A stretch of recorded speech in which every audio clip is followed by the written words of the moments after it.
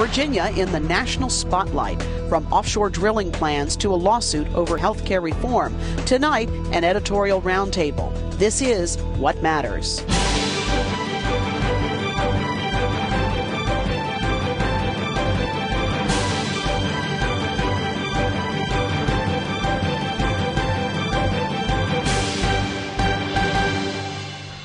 Good evening, I'm Cathy Lewis. We have lots of issues to put to our editorial panel tonight, and they are fired up. A big boost to Governor McDonnell's plans to make Virginia the energy capital of the East Coast with the president's new policy on offshore drilling. Attorney General Ken Cuccinells' first 4 months in office have been marked by some very high-profile initiatives, and Hampton Roads cities are struggling to figure out how to balance their budgets. We also have 2 Hampton Roads cities electing mayors next month.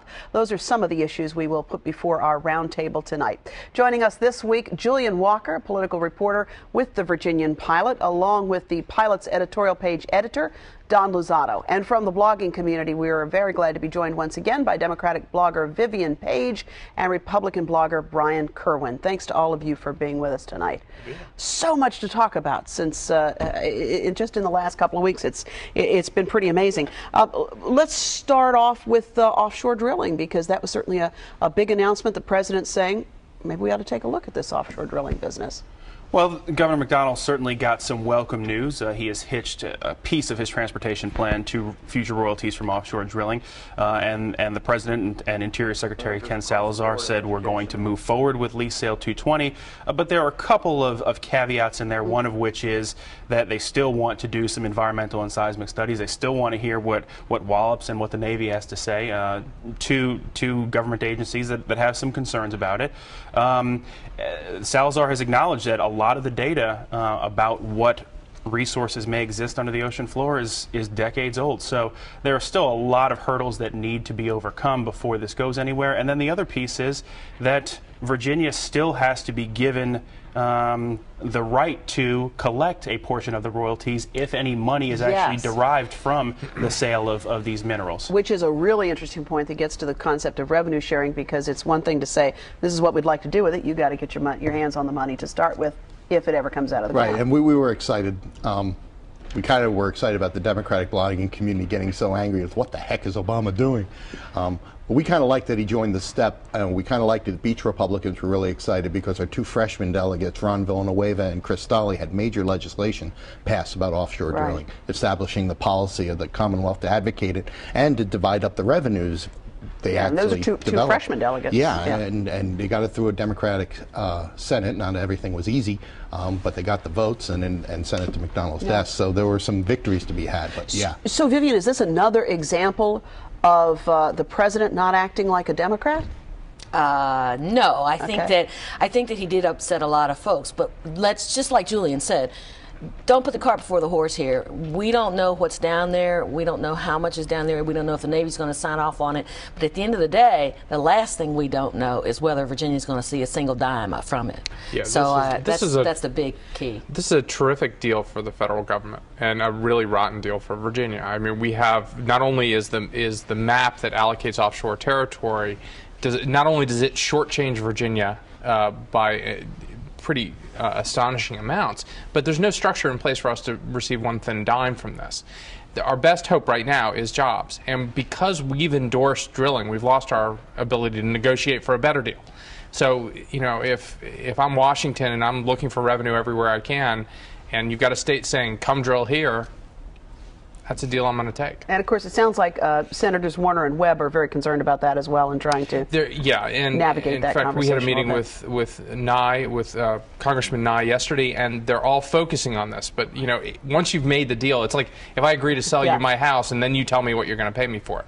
Yeah. And now I'd like that carpet change. Well, maybe not so much, right? So, Attorney General Ken Cuccinells, I have just been so anxious to talk to Brian about this particularly. We've had these couple of very high-profile national forays. We had the letter telling colleges they couldn't protect their gay employees as a protected class. That's not what the letter said. The letter said, this is what the law says. This is what the law says. Okay, all right. I'll take your point on that, but I think we know that the letter wouldn't have been written had the Attorney General not been interested in letting them know that point, right? What the law is. his All job. right, well, so, all right. Well, we'll talk about that in a moment. So we've got the Environmental Protection Agency coming out with some new guidelines on emissions, and he's challenging the science on that. And then we've got this lawsuit that was filed just minutes after the president signed the health care legislation.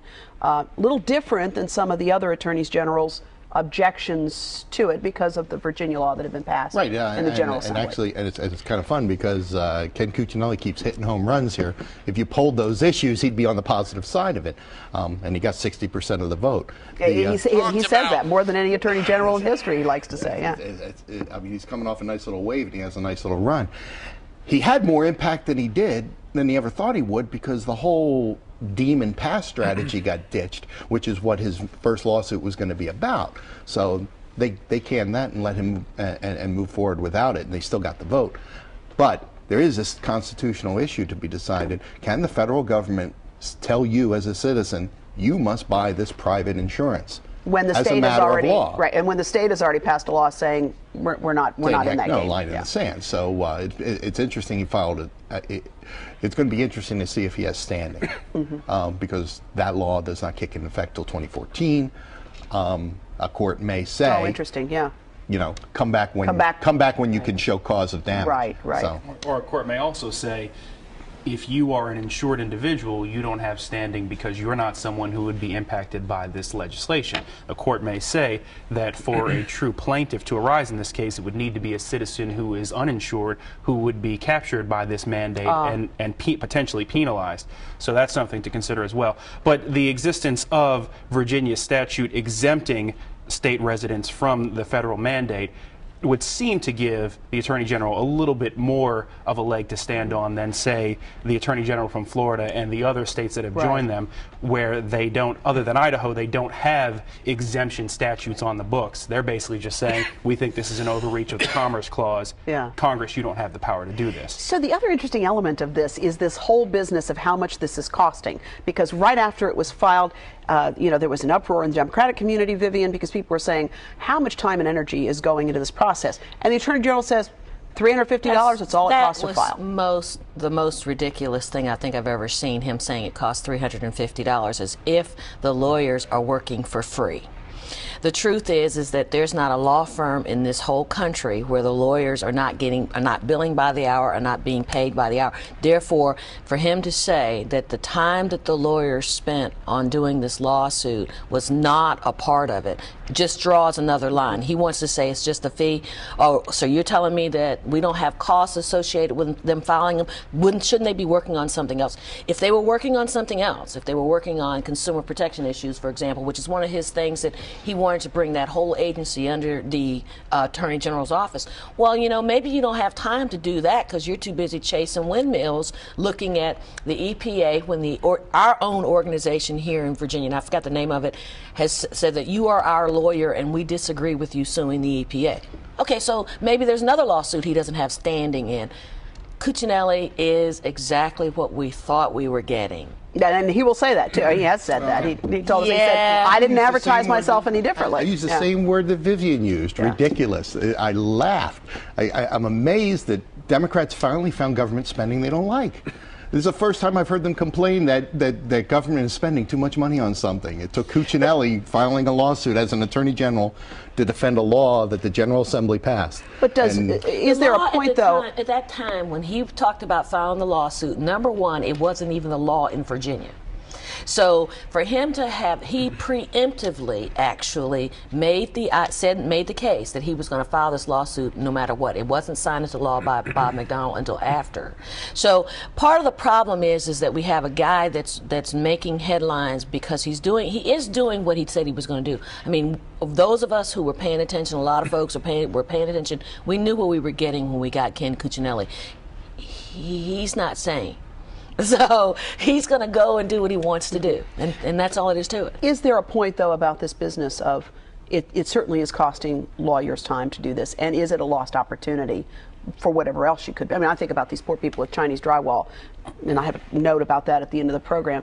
And while other attorneys general are filing on behalf of the states in those cases, not the individuals. If One it wonders wasn't about health care, they wouldn't be complaining. It's the subject. It's not the fact that he's filing a lawsuit. If there was a Democratic attorney general filing a lawsuit against George W. Bush, they'd be shaking their pom-poms. Part of it is that he's fighting against laws, for example, CAFE standards that have been in existence for decades. He's fighting against a Supreme Court ruling on whether the EPA has the power to regulate without congressional oversight, regulate CO2. So I mean, he's fighting political battles, not legal battles, and that's a distinction that needs to be drawn. If he wants to fight political battles, then he should be governor. You don't think there's a legal question as to whether the EPA should or should not have congressional oversight on their regulatory power? The Supreme Court has already ruled on this, and it wasn't an equivocation. It was unanimous. So you wouldn't have overturned Brown versus Board of Education because the Supreme Court had already ruled? What I'm saying is that in this case there is guidance from the Supreme Court of the United States on this exact subject. They have ordered the EPA to regulate according to the laws in existence at the time, and Mr. Cuccinells simply does not like that, and so is fighting it. Now he's within the latitude granted the Attorney General of Virginia, but let's not pretend that he's fighting these on purely legal grounds. This is a political battle, and it's his right to do so. Right, but I think you did hit the nail on the head, Don, that this is within the purview of his power as Attorney General, and I think we're fooling ourselves. As you said, Vivian, this is who Ken is. This is who he said he was. And he seems very comfortable with that. Oh, absolutely. He is principled. He is focused. And he will go to the next election, and if he is going to keep pursuing it. Absolutely. And if people don't like it, they'll vote him out, or if they do, they'll keep him in. I just don't think we should be surprised by it. Yeah. There is no surprise here. This is exactly who he said he was. Exactly right. There's no surprise to this at all. So, speaking of surprises, we may have some in some upcoming mayoral races, who knows. We have mayor's elections in Norfolk and in Newport News, two significant cities here in Hampton Roads. Let's talk about the Norfolk race first. Paul Frame being challenged by a couple of folks here for the mayor's race. Yeah, and I wouldn't even venture a guess at how that'll shake out. I mean, because you were saying that local politics is really hard. It's really hard. Frame has been a very strong mayor, very visible mayor, a leader in the region for years now, and how that intersects with a sort of restive mood in the electorate, some frustration with HRT, with the school system. I couldn't even venture a guess. Vivian, you've been writing about this as well. Yeah, there is a tremendous amount within Norfolk, a tremendous amount of people who are upset with things the way they are. And is it, as Don suggests, about schools and light rail? And those are probably the two biggest issues. Folks are really fired up about the fact that the schools are on the front page of the newspaper every day, and not in a good way. That we've had this overrun on light rail, and that we are in fact on the hook for the money. We're not seeing that there's any other alternative. So we're sitting here and we're going, all right, we've just been through a period of time where our real estate taxes and our property assessments kept going up. We didn't see any relief from that. We see these failed economic development projects, holes in the ground in downtown. I think the one right across the street from where the pilot's located. We have all of these things, and it's just there's a tremendous amount of discontent, and it's barely below the surface. So it's a great opportunity for challengers. I think we've got more people running this year than we've had since something like 1970, which is, to me, is absolutely mind-boggling that we found this many people. So I'm thrilled to see this many people involved. But of course, that cuts into the fact that it's much easier to one-on-one, when you have a one-on-one race, it's much easier to knock somebody off. So whether or not it will result in us getting a couple of seats in May, we'll find out soon enough. I think it's about as toxic an atmosphere as Norfolk's ever seen in the local election environment. If it's below ground level, it's right below, and if you look close enough, it's bubbling up in some spots. I wouldn't be surprised to see. I mean, even in Virginia Beach a few years ago, Myra Obendorf was leading every poll until she lost. I wouldn't be surprised, because a lot of people save all their money to the end, and that's the big push, and numbers can swing 20 points in a week. Do you think Paul Frame is vulnerable in this? I think it's that toxic there. I think the only person who's safe is Teresa Whibley, and that's just because she doesn't have anybody running against her. I think all of the other 5 races that we have, including the mayor in Norfolk, all of the incumbents, excuse me, one of them, 4, we'd have four with incumbents because Ward 1 is an open seat with the retirement of Don Williams. But we've got 4 incumbents at risk.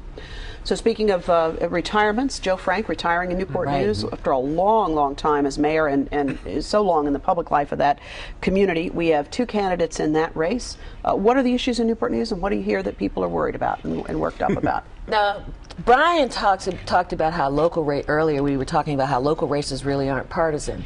The race in Newport News is partisan. I mean, it's shaping up to be a partisan race, and which gives a distinct advantage to one of them. Well, yeah, but part of the problem is not. It doesn't appear to me to be as partisan to everyone as it does to the people who have their heads down in the races, because some of the folks are just looking at the 2 candidates and saying, just to be clear, just sort of for our listeners, for our viewers who don't necessarily know who these folks are, this is Pat Woodbury and Dr. McKinley Price. That's correct. Dr. Pat Woodbury as well. Yes, and so she is a part of a faction that ousted the city manager over there. There's 3 or 4 people that got together and got rid of the city manager, and so there's some concern about her that plays itself beyond party lines. Some of the moderate Republicans that I know that have decided that they're not going to support her as a candidate have chosen to support McKinley Price. Price has his own issues in terms of being seen as perhaps one of the handpicked successor, if you will, but he certainly... And people don't, that's an interesting point, this business about handpicked successors. It seems to me that is what really irritates people, when there is a presumption in politics, when there is the idea that that sort of thing can happen. That really, you can kind of get the sense that But he's really working people. hard. I mean, there's no doubt that he's working hard to be his own man, and it's not as if he doesn't have the experience of having been served on council, having served on school board, so he's got a different perspective, I think, than what most people realize. Yeah, it just, what has surprised me about that, I've tried to keep up with as many forums as they're having, as many really local Newport News issues that somebody from out of town, if you're reading about the debate over a reservoir, they're like, what the heck are they talking about? But they're really nuts and bolts in the grassroots talking about Newport News issues, and this whole bubble outside of anti-incumbent fever is kind of like out because there's no incumbent, so it's really been issue based. Yeah, it's just the demographics. It's not Newport News is no Republican city, so Woodbury needs more than Republicans to win. Well, they have a ward system over there. It's kind of like Norfolk has a ward system, but their ward system is the way it's designed. It ends up working to. There's no lines that are going to say, okay, all the Democrats are going to jump out and vote for McKinley Price. That's not.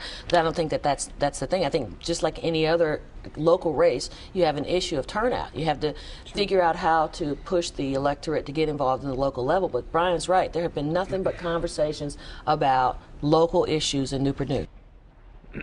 So then, of course, the other issue we have to discuss has to do with Virginia Confederate History Month. Julian, this was a relatively recent issue that came up. Governor McDonnell was supportive of it. Yes, he issued a proclamation kind of continuing a trend that former governors Gilmore and Allen had done, but one that was eschewed by Democratic governors Kane and Warner.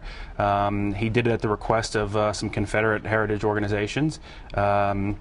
Democrats have pounded him on it in the last day or so. There have been some questions about the lack of language recognizing slavery in that era of American history. The governor has essentially said, it is a period in history which I am acknowledging. He also said that the 150th anniversary of the Civil War is upcoming. He sees that the kind of tie-in, if you will, as a boon to Virginia tourism and promotional opportunities. Heritage tourism. And so that's where he stands on it. Interesting.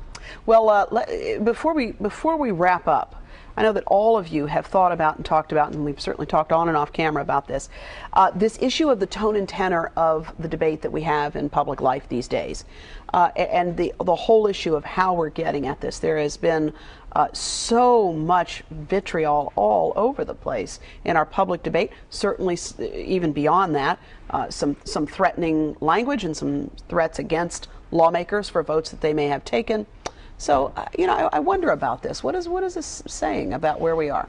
I think it's really kind of sad that we have gotten to a point where we no longer can be disagreeable, can disagree without being disagreeable. It's gotten to it's a different level. This is a totally different level than something I've ever seen before and something I've ever been aware of before. It's not, Brian and I can disagree. I don't think that we're going to throw blows at each other. I don't think we're going to call each other names. I don't think we're going to say all kinds of nasty things. But the truth is that it's gotten so far beyond what we would consider civil discourse that the ability to carry on a conversation about stuff that we even agree on has just completely gone out the window. What's your take on it? I mean, I've written about this repeatedly over the last 15 months, 20 months, and one of the things that I'm startled by is the vitriol in reaction to a column about let's You say let's calm down, and you know, I'll get questions about my manhood and four-letter words, and I find that interesting. But the observation I made this last go round was that the further someone was from me, the less they knew me, the more violent their reaction. So if they sit next to me in church, if they know me as a person, the reaction was much more thoughtful and much more. Hey, Don, I'm not with you here. But, and most of them, or many of them, disagreed. But it was thoughtful and personal. And you know, if you don't have any, always the way it is it's much easier to be out of control when you don't have a relationship with the person with whom you're engaged. And I mean, there are levels, of course. No one that I know, and I know we certainly don't condone violence or anything like that, or hurling, like rocks or spitting on people and things like that. I'm a big champion of invective. When I get into a political debate. I had no idea. And you know, growing up north, you know, in politics and conversation at the dinner table, it's a little rough and tumble. I'm Italian and Irish. Say, yo, come on, this is the way we go.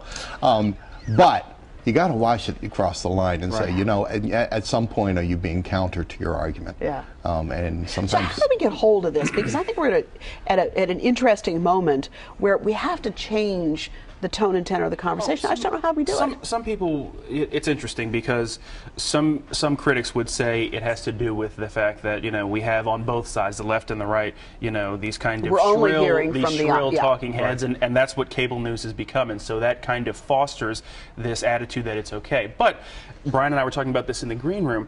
I think it's short-sighted not to at least acknowledge that this country has a pretty sordid history when it comes to political discourse. As much as we like to say, you know, we exist on this higher plane where we can philosophically talk about these ideals. You know, I mean, we were just bits of our history don't we were discussing, that, you know, the caning of Senator Sumner in 1856 in the Senate over whether or not Kansas would be admitted to the Union, you know, as a slave state or free state. Right. You know, this is on the floor of the Senate. You know, and there were lots of questions about manhood, by the way, back in the day. So, you know, I think that we should not lose sight of the fact that our history is littered with examples of people behaving boorishly. Well, I think that's probably true, but the problem is the way it's directed. Just like the stuff that's being directed just at Don. Just the edge of it is really... the stuff that's directed at Don, the stuff that gets directed to me, those... So you all have experienced this. Neither one of us are the ones making the decisions on whether or not health care gets implemented, whether or not any of those other... We're not doing that. We're just writing. Yeah, good point. Okay, we have about 30 seconds left. We've got two big things we need to get to.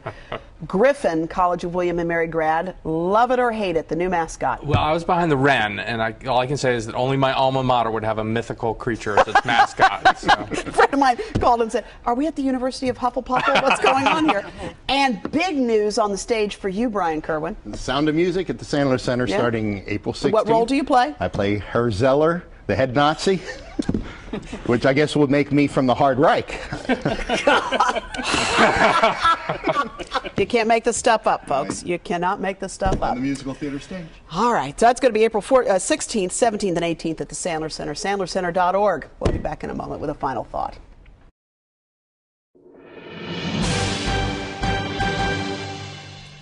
The Consumer Product Safety Commission finally released what many said should never have taken so long.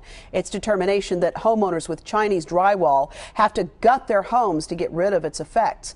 The question now, who pays? Some now argue that Chinese drywall is not unlike Love Canal in 1980. Families in Niagara Falls were relocated in the wake of toxic waste contamination. In fact, that was the case that created the EPA's Superfund. In Love Canal and in Times Beach, Missouri in 1983, Superfunds were transferred to FEMA to help the residents relocate and get on with their lives. And that's the bottom line here. We've spent the past year bailing out companies and individuals, in many cases bailing them out of bad choices. These homeowners had no reason to doubt their drywall.